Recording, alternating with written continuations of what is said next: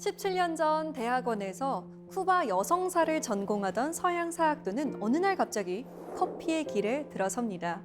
좋아서 시작한 일이었지만 험난한 길이기도 했습니다. 흔히 원두커피라고 불리는 드립커피를 마시는 사람들도 드물던 그 시절, 한국인 최초로 Q그레이더 자격을 획득하고 월드 로스터스컵에서 2차례 우승을 합니다. 말 그대로 내노라는 커피 전문가죠. 그러나 그의 도전은 여기서 멈추지 않습니다. 스페셜티 커피를 찾기 위해 전 세계 산지를 찾아다니는데요. 그야말로 덕업일치의 삶. 서필은 대표와 함께합니다.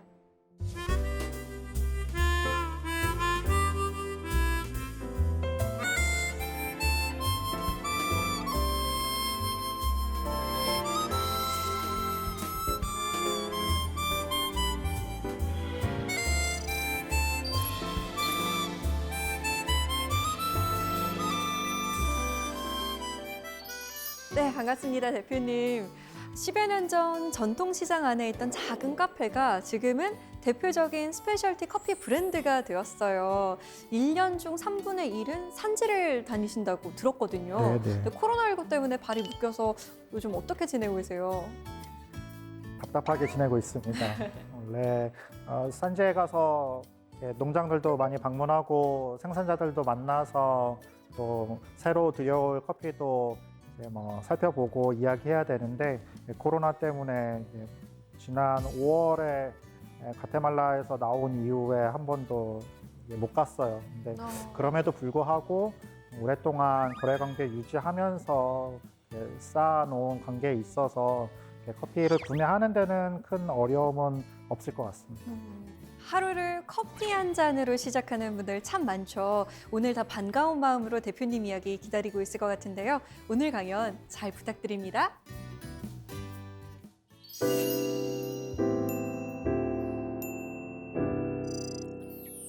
얼굴 있는 커피라는 주제를 가지고 커피 이야기를 해드리려고 합니다.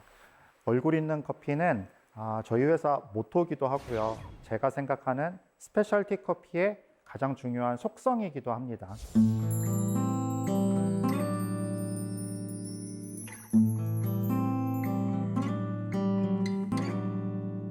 저는 기존의 한국 시장에는 소개되지 않았던 스페셜티 커피라는 새로운 장르를 하고 싶었어요. 그러니까 스페셜티 커피라는 거는 당시에 미국, 일본, 스칸디나비아를 중심으로 이제 막 새로 유행하기 시작한 어떤 커피에 접근하는 새로운 방법 내지는 조류라고 할 수 있는데요. 스페셜티 커피 협회라고 있어요. 미국하고 유럽이 주축이 되어서 만든 기구인데 그 협회에서 커피 품질을 평가하는 기준을 만들었어요. 그리고 그 기준 100점 만점인데요. 그 기준에서 80점 이상 받은 커피를 스페셜티 커피라고 불러요. 근데 이거는 이제 수치적으로 스페셜티 커피를 설명하는 정의고요. 또 다른 정의들도 많이 있어요. 그 중에 가장 우리가 많이 쓰는 게 커피 산지의 어떤 때로와 자연환경 같은 거겠죠. 이런 것들을 잘 좋은 품질로 로스팅, 추출을 거쳐서 한 잔의 커피에 이르기까지 이 좋은 품질이 잘 표현된 커피를 스페셜티 커피라고 불러요. 근데 최근에는 이런 스페셜티 커피에 대한 정의에 약간 반발하는 뭔가 새로운 정의가 필요해 라는 주장들도 나오고 있어요. 소비지까지 좋은 커피, 좋은 품질로 도착한 커피, 이거는 소비지 사람들의 생각만 반영한 거 아닌가? 왜 그 품질이라는 정의 안에, 맛있는 커피라는 정의 안에 생산지에서 커피를 생산하는 커피 농부들, 그리고 그 농부들이 커피를 재배하는 자연 환경에 대한 기준은, 목소리는 들어가 있지 않은 거야? 이런 주장들이었어요. 그래서 최근에 더 힘을 얻고 있는 스페셜티 커피에 대한 정의는 높은 품질의 커피에다가 산지의 생산자들과 생태계, 자연 환경의 지속 가능성까지를 모두 끌어안을 수 있는 그런 정의가 스페셜티 커피의 정의로서 적합하다 이런 이야기들을 하게 됩니다.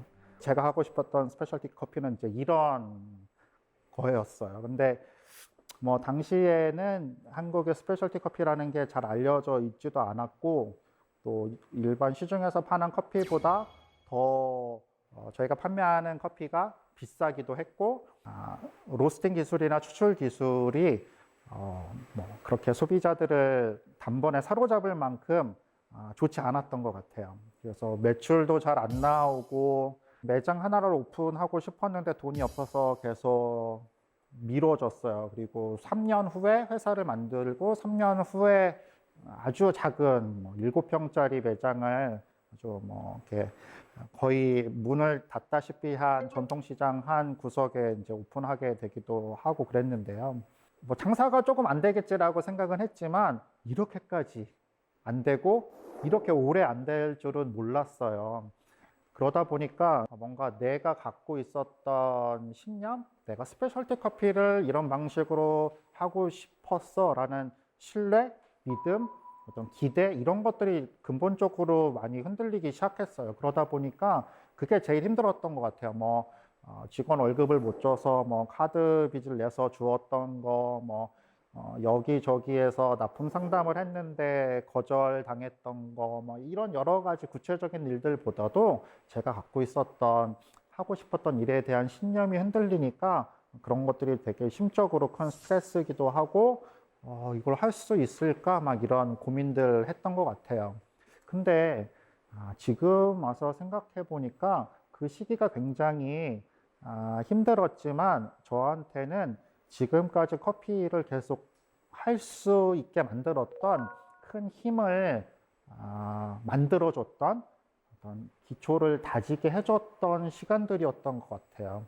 무언가를 좋아한다라는 거는 그냥 당장 좋은 것만 좋은 거 이런 게 아니라 내가 좋아하기 위해서 더 노력하는 것 그리고 그로 인해서 생겨나는 여러 가지 결과물들 좋은 것도 있고 안 좋은 것도 있고 실망스러운 것도 있고 뭐 굉장히 잘 돼서 환호성을 질러야 하는 것들도 있겠지만 그 모든 것들을 다 끌어안는 게 정말 좋아한다라고 표현할 만한 그런 게 아닌가. 그래서 좋아하는 데는 노력과 관심과 열정과 책임 이런 모든 것들이 필요한 거구나라는 생각을 하게 됐던 것 같고 그런 마음이 지금까지 계속 커피를 하는데 굉장히 큰 힘이 됐던 것 같습니다.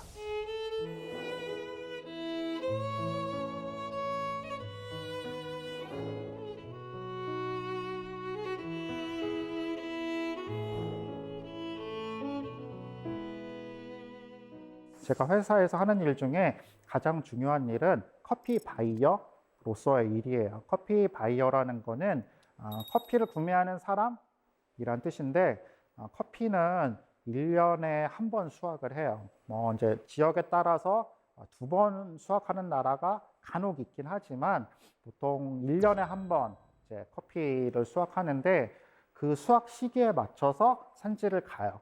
이 농장 저 농장 돌아다니면서 좋은 커피가 어디 있는지 그리고 어떤 거래할 수 있을지 사람들을 만나고 뭐 수확이나 가공은 제대로 좋은 품질을 만들 수 있는 그런 어떤 방식대로 이루어지고 있는지 이런 것들을 이제 살피러 산지에 나가게 되고 그러다 보니까 1년에 한 3개월, 길게는 4개월 정도 커피 산지에서 시간을 보내게 됩니다. 커피 열매는 과육이 별로 없어요. 한 80%가 씨앗이에요. 그리고 과육이라고 부르는 것이 아주 얇은 점액질 같은 형태여서 과육을 먹기 위해서 기르는 열매가 아니에요. 이제 그 점액질을 제거하고 뭐 말리고 이런 과정을 통해서 우리가 생두라고 부르는 게 만들어지고 그 생두를 한국에 갖고 와서 로스팅을 하면 우리가 원두라고 부르는 커피 추출을 하기 위한 원재료가 되는 건데요.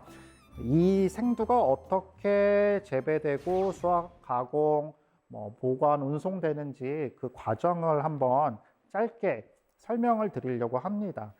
이런 전 과정을 이렇게 사슬처럼 이어져 있다고 해갖고, 그리고 이제 그 사슬이 하나하나 넘어갈 때마다 새로운 가치가 덧붙여진다고 해서 밸류 체인이라고 이야기를 해요. 커피는 그 열매가 잘 익었을 때 따야 돼요. 덜 익었거나 너무 익었을 때 따면 품질이 떨어져요. 그래서 잘 익었을 때 따서 가공 방식이 좀 여러 가지가 있어요. 원래 커피를 오랫동안 재배해왔던 에티오피아나 예멘, 또 많이 재배하는 걸로 유명한 브라질 같은 데는 열매를 따자마자 바로 말려요. 그래서 그냥 과육이 통째로 건조되게, 이런 방식을 자연 건조식 혹은 내추럴이라고 하고요. 이 내추럴 방식과 함께 가장 많이 우리가 접하게 되는 커피 가공 방식은 수세식 혹은 와시드라고 이야기하는 방식이에요. 이거는 껍질을 까요. 껍질을 까면 점액질이 이렇게 조금 끈적끈적하게 묻어 있어요. 근데 이 점액질이 물에 잘 안 씻겨요. 그래서 이거를 탱크에 넣고 공기에 노출시켜서 발효시킵니다. 하루 이틀 정도 발효시키면 이 점액질이 물에 씻기는 물질로 변화해요. 그러면 그 다음에 물로 깨끗하게 씻어서 그걸 또 말리게 돼요. 그러니까 이 양쪽 과정 모두 건조가 필요한 거고요. 이 건조를 잘 하는 게 커피 품질에 굉장히 중요해요. 그냥 너무 고온에서 빨리 말리면 물은 수분은 잘 날아가고 빨리 마르지만 커피 품질은 안 좋게 됩니다. 그리고 특히 스페셜티 커피, 품질을 중요하게 생각하는 스페셜티 커피에는 이런 작은 과정 하나하나에 굉장히 심혈을 기울이게 돼요. 그리고 이런 건조 과정이 끝나면 큰 기계들이 있는 방앗간 같은 데 가요. 보통 이제 전문 용어로는 드라이밀이라고 하는데 여러 가지 이렇게 기계들이 있어요. 그래갖고 껍질을 벗기고 그 다음에 조밀도에 따라서 분류를 하고 그 다음에 또 크기별로 분류를 하고 그 다음에 레스팅이라고 해서 약간 안정화되는 시간이 필요해요. 그 시점에는 맛이 제대로 안 들었어요. 맛이 없어요. 그래서 약간 레스팅하는 안정화 기간을 거친 다음에 그 다음에 계약을 해요. 그러니까 저 같은 바이어들하고 이거 샘플 받아보고 맛있네, 이거 살 거야, 뭐 얼마 살 거야, 그러면 그 계약서를 기준으로 해서 선적하게 됩니다. 선적하면 중남미는 보통 40일, 아프리카는 한 달, 이 정도 걸려요. 한국에 오기까지. 커피 생두는 씨앗이기도 하고 일종의 곡물이에요. 그러다 보니까 1년 정도는 보관을 잘하면 맛있게 먹을 수 있는데 1년이 지나면 묵은 쌀처럼 맛이 없어져요.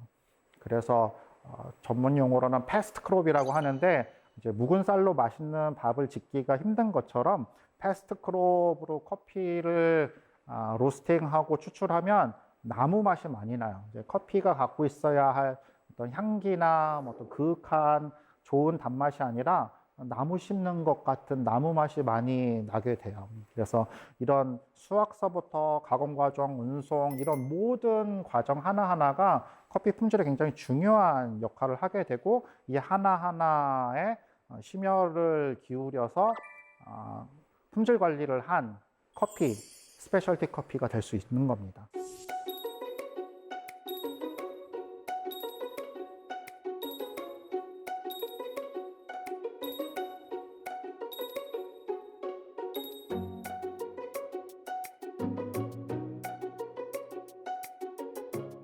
근데 커피는 도매상을 통해서 충분히 구입할 수 있을 것 같은데 네네. 왜 산지를 직접 꼭 가시는 건가요?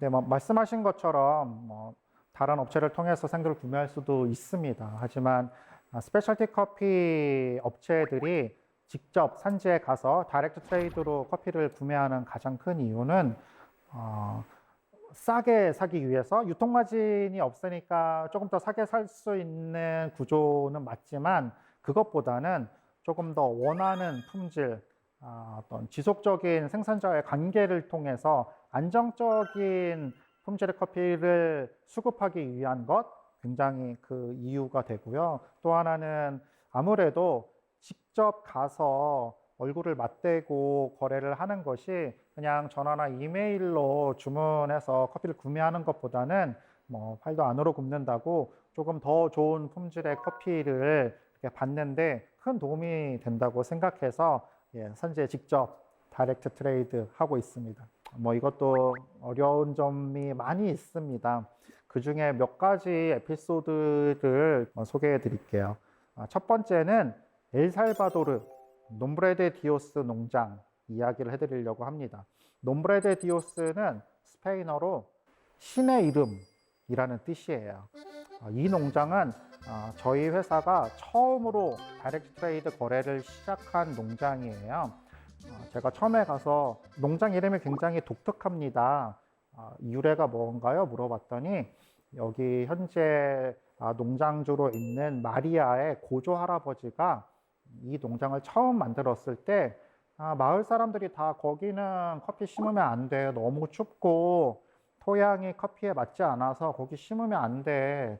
그러지 마라고 말렸는데 그 고조 할아버지는 다른 농장에서 일꾼으로 오랫동안 일하고 이제 돈을 조금 모아갖고 작은 밭대기를 산 건데 다른 선택지가 없었다고 해요. 그래서 잘 되겠지, 잘 되어야 돼 이런 마음을 갖고 커피 묘목을 한 그루 한 그루 심을 때마다 신의 이름으로 라고 축복을 하면서 어린 묘목을 하나씩 심었다고 해요.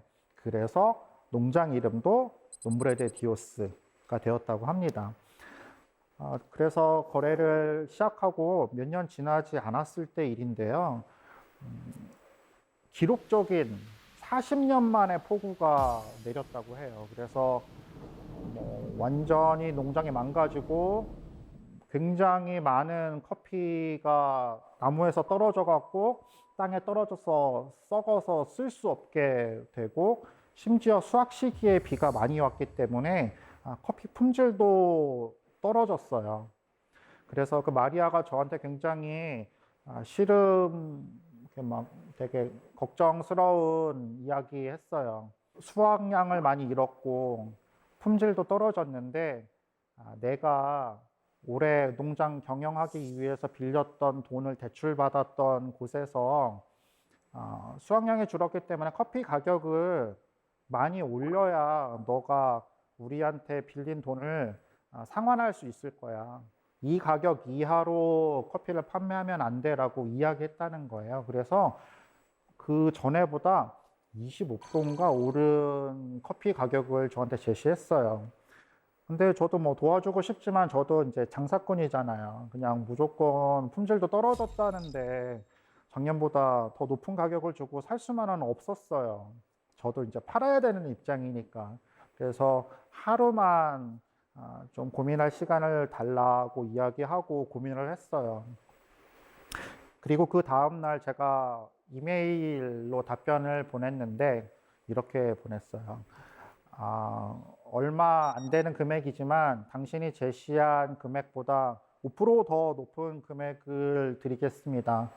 뭐 작은 액수지만 이 돈을 갖고 nombre de Dios 농장이 수해 복구를 하고 이웃들과 더 잘 커피 농사를 짓는데 써줬으면 합니다. 우리 내년에 더 좋은 품질의 커피를 함께 기다립시다. 이런 메일 썼는데 굉장히 고마워했어요. 커피 품질이 떨어지고 가격이 올라가니까 오랫동안 자기 농장에서 구매를 하던 많은 바이어들이 떠나갔대요. 근데 우리만 남아서 그렇게 얘기해주고 너무 고마웠고 큰 힘이 됐다고 이야기하더라고요. 그리고 실제로 그 다음에는 더 좋은 품질의 커피가 생산됐고 가격은 옛날 가격으로 다시 깎아줬어요. 그래서 뭐 그런 것들을 기대하고 뭐 그랬던 건 아니지만 되게 좋은 결과로 이어진 게 된 것 같아서 서로에게 도움이 된 결정이었던 것 같아서 굉장히 마음이 흐뭇했습니다.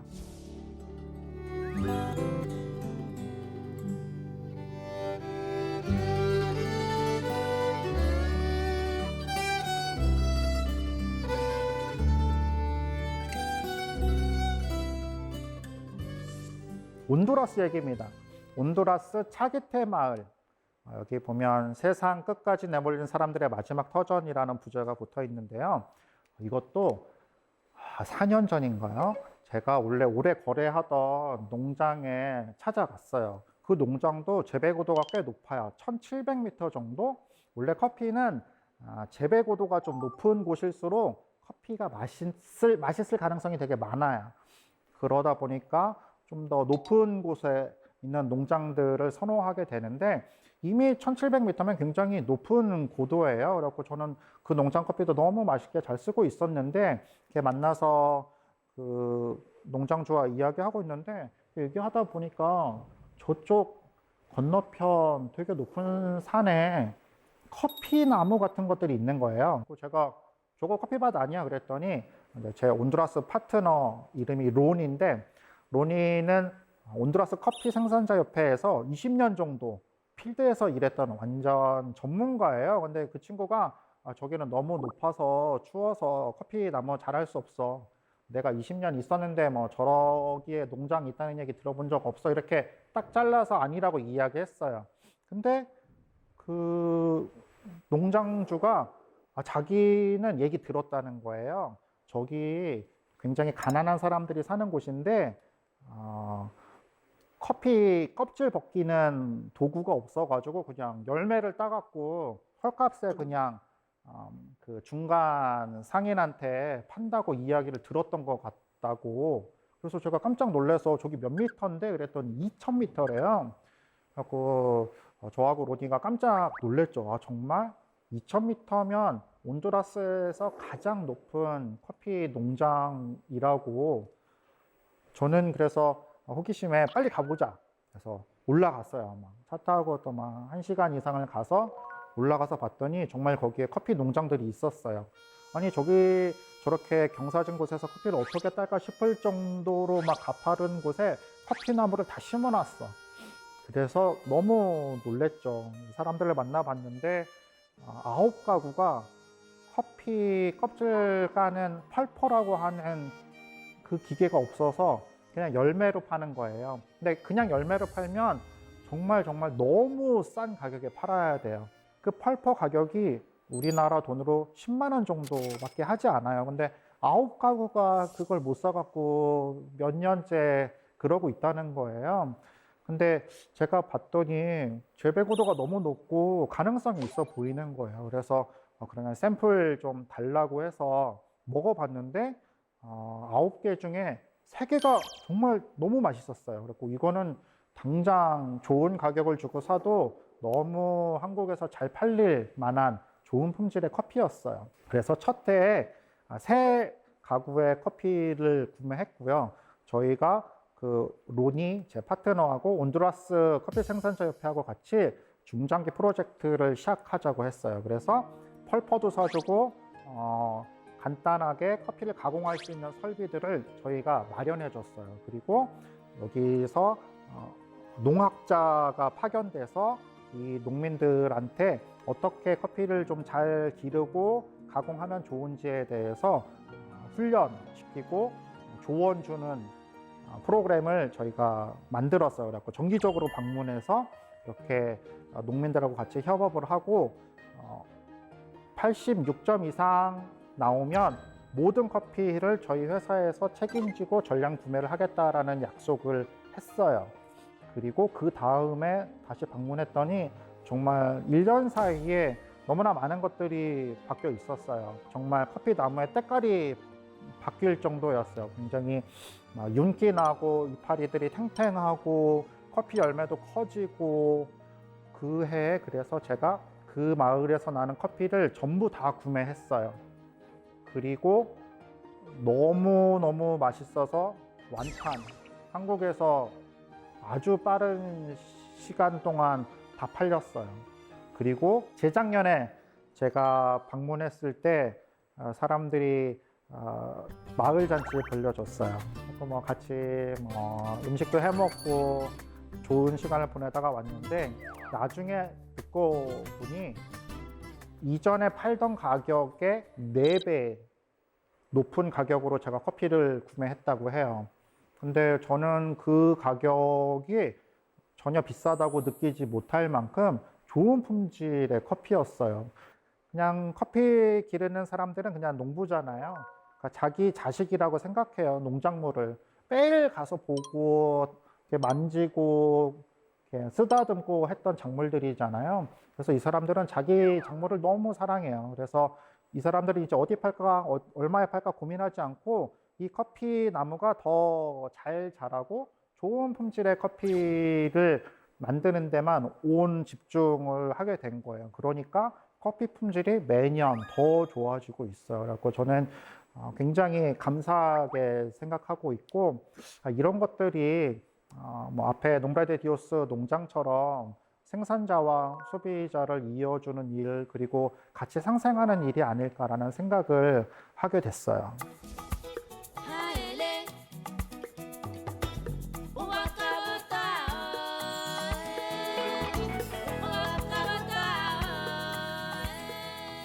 마지막으로 소개해드리고 싶은 농장은 니카라과에 있는 라 에스페란자라는 농장이에요. 라 에스페란자는 스페인어로 희망이라는 뜻이에요. 여기 농장주는 마리오 빌체예요. 이 친구 나이 들어 보이지만 저보다 6살이나 어려요. 처음에 봤을 때 약간 우락부락하게 생겼어요. 막 덩치도 크고 막 그래가지고 이 친구 되게 선이 굵은 스타일인데 농사일 되게 섬세하게 잘 할 수 있을까 이런 생각했어요. 근데 일단 제가 샘플 먹어봤더니 커피 맛이 너무 좋은 거예요. 그래서 한번 방문해서 만나보자. 그래서 이제 농장에 갔는데 생긴 것과는 다르게 굉장히 꼼꼼하고 깨끗하게 아주 사랑스럽게 커피 나무들을 기르고 있었어요. 그래서 자랑하고 싶은 게 되게 많아. 막 자기 자식 자랑하듯이 우리 저기 조금 높은 곳에 새로운 품종을 심었는데 너무 멋지게 자라고 있어. 이거 보러 가자. 막 그러는데 저는 조금 엄청 힘들거든요. 막 그 산길 막 30분씩 올라가고 그런 게 되게 힘들어서 처음에 그래 이렇게 좀 약간 주저하고 있는데 간절하게 바라는 눈빛이어서 거절하지 못하고 이제 뭐 따라가고 그랬는데 너무 좋았어요. 가서 마리오가 갖고 있는 커피에 대한 열정, 물론 뭐 저처럼 마리오도 커피 길러서 파는 게 사업이에요. 비즈니스예요. 많이 팔아야 되고 좋은 가격에 팔면 더 좋아요. 하지만 그런 것 이전에 커피 자체를 너무 사랑하는, 커피에 대한 열정 느낄 수 있었어요. 그래서 저도 약간 그런 거에 더 끌렸던 것 같아요. 나랑 되게 비슷한 사람이구나. 그래서 거래 처음 시작하게 됐고 지금 9년째 커피 거래하고 있어요. 그리고 좀 더 좋은 품질의 커피를 만들어낼 수 있는 가공 방식이나 재배 기술 같은 거 많이 제가 이야기하려고 해요. 이제 저는 농사꾼 아니지만 그래도 뭐 그동안 한 400여 군데 커피 농장들 돌아보면서 이제 많이 어깨너머로 본 것들이 있어서 이제 그런 것들 이제 얘기하면서 우리 커피 이렇게 만들어줘라고 이제 이야기하게 되는데 이제 마리오 같이 오래 거래한 농장은 사실 그런 얘기 할 필요가 없어요. 이미 다 너무 잘 하고 있어. 제가 굳이 방문하지 않아도 좋은 샘플 저한테 알아서 보내줘요. 하지만 그래도 매년 꼭 가는 게 뭐 특별한 이유 없고 한 해 동안 커피 너무 잘 썼고 고맙고 우리 고객들이 라 에스페란자 커피의 이런 산미, 이런 단맛 너무 좋아했다. 이 이야기 전해주러 왔어. 뭐 이 정도 얘기해요. 마리오도 뭐 사실 저한테 하는 게 그래 너무 고마워. 그래도 최선을 다해서 마무리 작업해서 좋은 품질의 커피 보내줄게. 근데 뭐 이렇게 고맙다는 이야기하고 안부 전하고 오는 게 전부지만 그냥 사람 사는 게 비슷한 것 같아요. 그리고 이메일이나 전화로 생도 보내달라고 할 수 있지만 그래도 얼굴 보고 애들 커가는 거 보고 같이 밥 한번 먹으면서 농담이라도 하고 오면 저도 굉장히 마음이 편하고 그냥 그래서 그런 건지 아닌지 모르겠지만 제가 느끼기에 제 다이렉트 트레이드 파트너들, 커피 생산자들 저한테 매년 제일 좋은 샘플 보내주는 것 같아요. Yo quisiera poder aplacar una fiera terrible. Yo quisiera poder transformar tanta cosa imposible. Yo quisiera decir tantas cosas que pudiera hacerme sentir. 산지에 이렇게 오랜 시간 나가면서 많은 농장들을 방문하다 보니까 커피가 갖고 있는 미래가 좀 불투명하다, 불안하다라는 생각했어요. 두 가지 이유가 있는데요. 첫째는 기후 위기, 또 한 가지는 불공정한 거래 구조예요. 커피 거래는 크게 두 군데 시장에서 이루어져요. 하나는 뉴욕의 커피 거래소, 하나는 이제 로부스타 품종은 런던에서 거래되고요. 방금 말씀드린 뉴욕에서는 아라비카만 거래가 되는데 원래는 뭐 공급과 수요에 의해서 가격이 결정되는 거긴 하지만 실제로는 약간 그것과는 다른 이유들로 가격이 결정되는 경우가 많이 있고, 원래는 이제 자본주의 시장에서 가격이라는 것은 기본적으로 생산 원가에 판매자의 마진 이익을 붙여서 이제 시장에 가격을 내놓으면 이제 소비자들이 원하면 팔리는 거고 그렇지 않으면 안 팔리는 거고, 가격 할인해야 팔리는 거고, 이제 이런 구조를 거쳐서 거래가 되는데, 커피는 희한하게도 커피 가격 결정 과정에 생산자가 개입하지 못해요. 그러니까 생산자가 커피를 생산하는데 들어가는 어떤 원가들이 있을 거 아니에요. 인건비, 비료, 농약, 여러 가지 비용들에다가 이익, 그런 게 없어요. 그냥 가격이 뉴욕 커피 거래소에서 결정되면 밑으로 내려와서 그 가격에 팔려요. 그런데 이 커피 가격이라는 것이 지난 40년 동안 조금도 오르지 않았어요. 실질적으로 인플레이션을 감안하면 오히려 40년 전보다 커피 가격은 떨어졌어요. 왜? 약간 이상하잖아요. 왜 시장에서 그렇게 거래가 되는 거지? 이제 거기에는 역사적인 어떤 배경이 있어요. 원래 커피는 에티오피아에서 길러졌죠. 그리고 그게 이제 예멘으로 넘어가서 예멘을 통해서 15세기, 16세기 거치면서 이제 전 세계에 전파가 되고 판매가 됐는데, 이게 굉장히 큰 돈이 된다는 걸 유럽 국가들이 알아서 자기 식민지에다가 커피를 막 심어요. 그래서 아프리카, 아시아, 중남미에 이렇게 다 커피를 심게 된 거예요. 그래서 그걸 가지고 이제 유럽으로 가져와서 이제 판매하면서 이제 굉장히 큰 수익을 얻었는데, 2차 세계대전 이후에 이제 많은 식민지 국가들이 정치적으로 독립을 하게 됐죠. 하지만 정치적으로 독립했지만 먹고 살 수 있는 게 없어요. 근데 서양 사람들이 버리고 간 커피 밭이 남아 있었던 거죠. 그래, 이거라도 한번 길러볼까 그랬더니 이미 식민지 시대에 만들어놨던 커피 거래 시스템을 통해서만 거래를 할 수 있게 된 거예요. 그러니까 그런 우여곡절을 통해서 지금까지도 커피 거래는 그런 방식으로 커피 가격이 결정되고 판매되고 있어요. 그러다 보니까 그 나라라고 해서 40년 동안 경제가 성장 안 한 건 아니잖아요. 그러니까는 약간의 과장을 더하면 커피 가격 빼고 나머지 다 올랐어요. 그 나라도 인건비도 오르고 비료값도 오르고 다 올랐어요.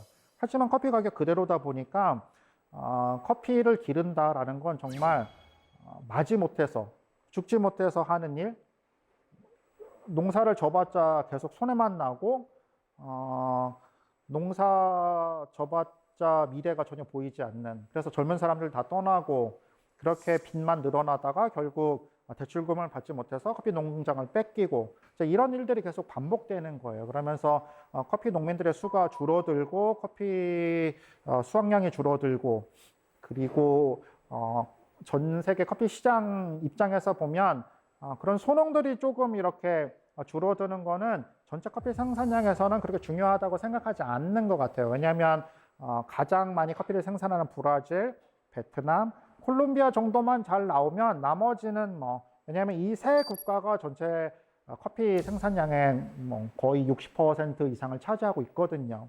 그러다 보니까 이제 이런 것들을 그냥 방치하고 있는 상황인데, 장기적으로 이런 것들이 커피 생태계를 굉장히 피폐하게 만들 수밖에 없어요. 소비자 입장에서 봤을 때 다양하게 즐길 수 있는 커피들이 점점 줄어들고, 이제 다국적 기업이라든가 큰 회사들이 수직 계열화에 성공한 방식으로 제공하는 커피들, 그것도 아주 일부 국가에서 생산된 커피들밖에 즐길 수 없게 될 가능성이 되게 많고요. 점점 더 우리가 먹는 커피가 공정하게 거래되지 않은 커피가 될 가능성이 많아지는 거예요. 그래서 저는 이런 것들이 결국에는 커피 시장 전체 생태계의 어떤 건강함에는 굉장히 부정적인 거래 구조다라고 생각을 하고 있습니다. 제가 하나 예를 보여드릴게요. 그 커피 거래가 어떻게 되는지, 커피 가격, 우리가 커피숍에서 커피 한 잔을 사 먹었을 때 그 가격 구성이 어떻게 되는지, 이 논문은 영국에서 나온 거예요. 그래서 그 파운드하고 페니 그 환율 그 기준으로 되어 있는데, 이 커피 가격은 2.5파운드, 2파운드 50페니였어요. 그 중에 임대료가 88페니, 인건비 62페니 있는데, 자, 보시면 생산자 1페니예요. 2.5파운드 내고 커피 한 잔 사면 1페니가 생산자에게 돌아가는 거예요. 생산자는 1년 내내 일한 거잖아요. 수확 한번 하려고. 근데 거기 보면 뭐 가공업자, 운송업자, 수출업자는 사실 뭐 몇 시간밖에 걸리지 않는 거고, 매장 임대료 88페니라고 생각하면 정말 너무 큰 차이죠. 저는 물론 모든 상품에 따라서 뭐 인건비의 뭐 비중, 뭐 이런 것들 다 다를 거라고 생각하고, 뭐 당연히 다르다고 생각해요. 하지만 그럼에도 불구하고 커피 생산자에게 돌아가는 저 1펜이라는 비율은 부당하다고 생각해요. 불공정하다고 생각해요. 그리고 지금의 저런 구조가 계속될 때 오히려 그 화살이 소비자에게로 결국은 돌아올 거라고 생각해요. 그래서 이런 것들을 좀 바꿔 나가야 모두가 좋은 행복한 커피를 즐길 수 있게 되지 않을까 생각하고 있습니다.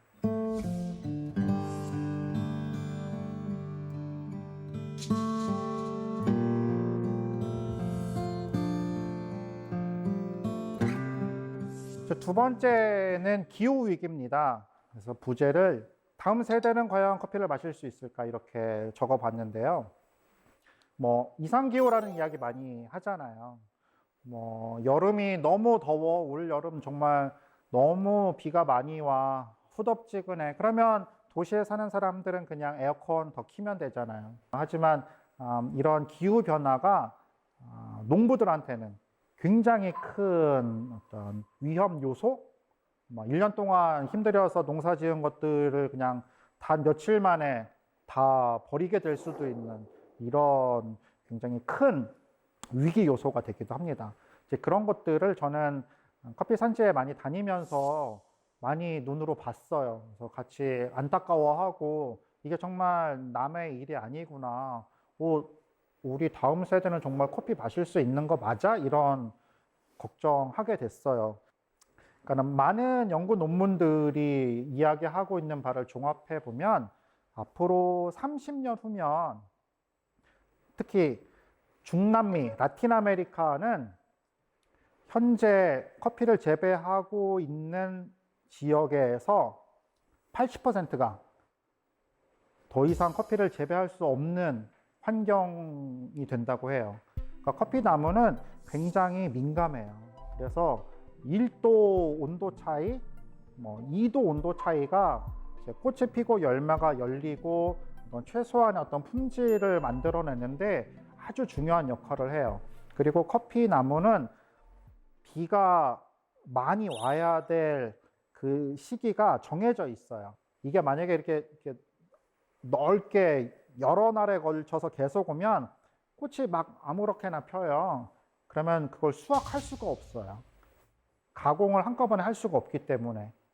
그러면 이제 상품성이 없어지는 거예요.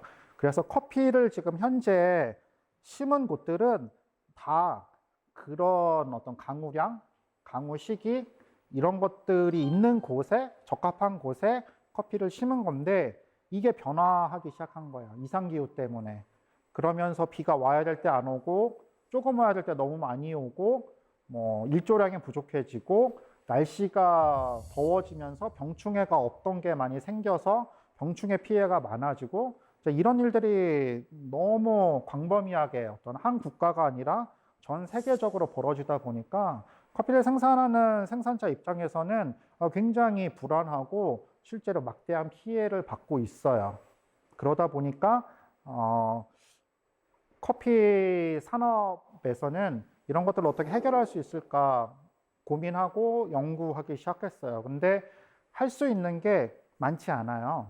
그러니까는 연구 기관들을 통해서 이런 온도 변화라든가 어떤 강우량의 변화에 조금 더 잘 적응할 수 있는 병충해에 더 튼튼한 새로운 품종들을 개발해서 산지에 심는 것, 뭐 이런 거 도움 되겠지만 그럼에도 불구하고 온도, 기후 변화의 어떤 그 많은 피해들을 다 감당할 수 있는 수준의 것들은 아니라는 거죠.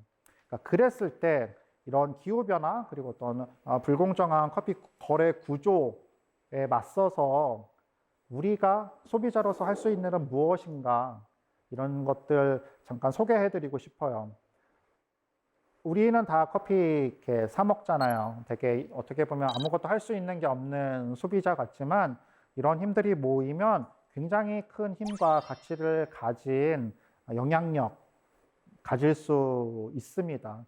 그래서 제가 제안하는 것은 조금 공정하게 거래된 커피들, 공정무역 커피라든가 스페셜티 커피, 다이렉트 트레이드 커피 같은 것들을 소비자들이 조금 더 구매해 주시면 굉장히 큰 힘이 되는 거고요. 또 하나 기후 변화와 관련해서는 우리가 일상생활에서 할 수 있는 작은 것들, 비닐을 덜 쓰는 것, 종이를 아껴 쓰는 것, 무슨 화학, 용매 같은 것들, 이런 것들을 덜 쓰는 것, 이런 작은 것들이 결국에는 기후 변화에 우리가 할 수 있는 가장 유의미하고 그 효율적인 대응책이라고 생각을 합니다.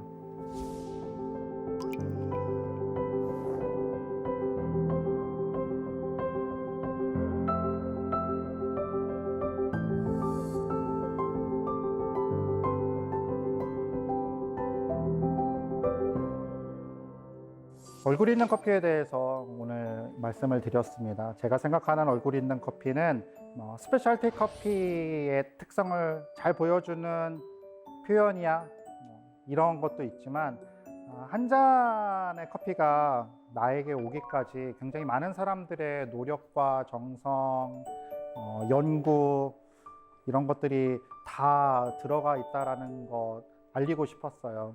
이런 것들 우리가 안다면 그냥 매일 마시는 커피 한 잔이지만 조금 더 의미 있고 가치 있게 느껴지면서 더 맛있는 커피를 즐기실 수 있지 않을까 생각했습니다. 오늘 강연은 여기서 마치겠습니다. 감사합니다.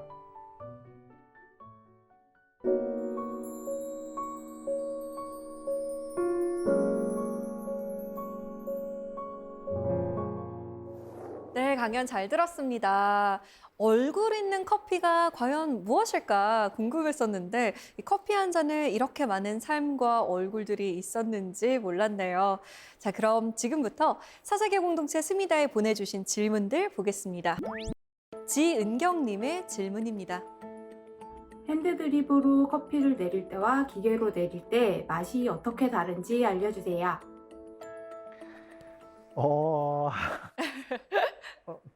어려운 질문입니다.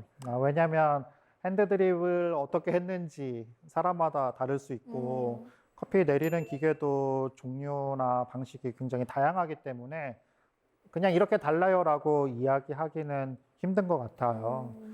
근데 많은 분들이 자기가 손으로 직접 내리면 기계보다는 맛있을 거라고 생각하시는 경우 많이 있지만 안타깝게도 제 경험상 꼭 그런 것 같지는 않은 것 같아요. 그러니까 뭐 비유를 하자면 내가 김치를 담근다고 사 먹는 김치보다 꼭 맛있으리라는 보장은 없는 것과 비슷한 거죠. 그래서 핸드드립 너무 잘 하려고 이렇게 노력하시고 그러는 것보다 네. 그냥 저렴한 기계여도 세팅을 좀 정확하게 하면은 핸드드립에 못지않게 편하고 맛있게 커피 즐기실 수 있다는 점 알려드리고 싶습니다.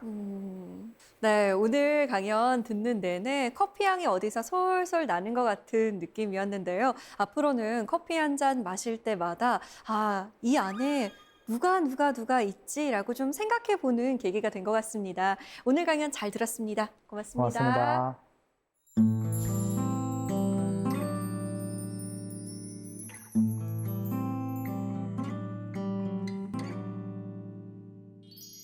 불행한 완벽주의자보다 행복한 대충주의자가 되자. 제가 한 말은 아니고요. 시인 괴테가 한 말입니다. 덧붙여서 이렇게도 말합니다. 신만이 완벽할 뿐, 인간은 완벽을 쫓을 뿐이라고요. 완벽하고 쉽죠. 실수도 되풀이 안 했으면 좋겠고요. 그런데 나만을 위한 일이라면 작은 실수에도 꺾이기 마련입니다. 하지만 혼자만을 위한 것이 아니라 세상을 위한 일이라면 좀 달라집니다. 책임감은 물론 강한 성취 동기도 생기고요. 더불어서 행복한 마음도 따라온다고 합니다. 지금 대충 그냥 따뜻한 커피 한 잔 만들어서 곁에 있는 사람과 함께 나누면 어떨까요? 지구 반대편에서 커피 농사를 짓고 있는 농부들의 얼굴도 한번 생각하면서 말이죠. 사세계 공동체 스미다. 저희는 다음 시간에 찾아오겠습니다. 고맙습니다. I love coffee, I love tea. I love the Java jive and it loves me. Coffee and tea and the Java and me. A cup, a cup, a cup, a cup, a cup. Boy, I love Java sweet and hot. Whoops, Mr. Moto, I'm a coffee pot. Shoot me the bottle, now pour me a shot.